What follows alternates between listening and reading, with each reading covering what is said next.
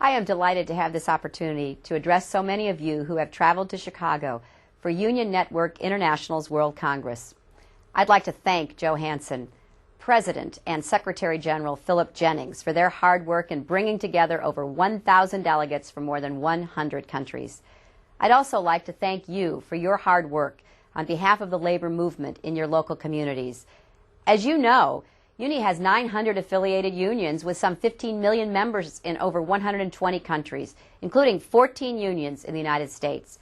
And I know that this meeting is particularly important because you will be debating your future goals and activities to determine how unions can create a better world and better working conditions in an era of globalization. I look forward to learning about your thoughts and ideas following your meeting. I'm particularly pleased that so many of you traveled to Chicago early to participate in a pre-conference meeting focused specifically on the issues faced by women in the workplace. Global progress depends on the progress of women. Market economies cannot grow and prosper without the inclusion of women. Societies are not truly free and just without legal protections and rights for women. And nations cannot advance into the 21st century and the information age without educated, literate, empowered women. And we cannot underestimate the importance of unions in focusing attention on the issues that matter most in the lives of women and their families: access to education, health care, jobs, and credit, the opportunity to enjoy the full range of political, legal, and human rights. I would urge you, as this conference unfolds this week, to think about the impact of your decisions, not only on workers as a whole, but on the women who are increasingly represented in the global workforce.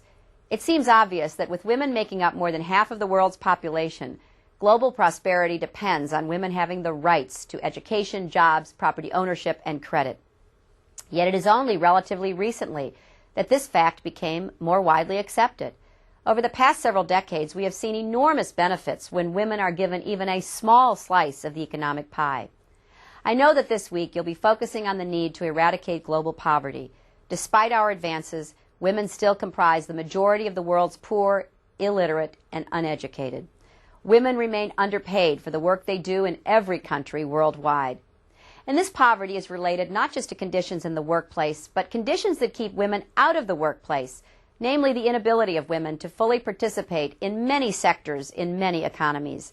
In many countries, women still don't have adequate access to medical care or the fundamental right to plan their own families. Also, women are underrepresented in leadership positions in government and business. Unions are key. They are a partner in the fight for women's rights. Through unions, women can achieve equal participation in the workplace.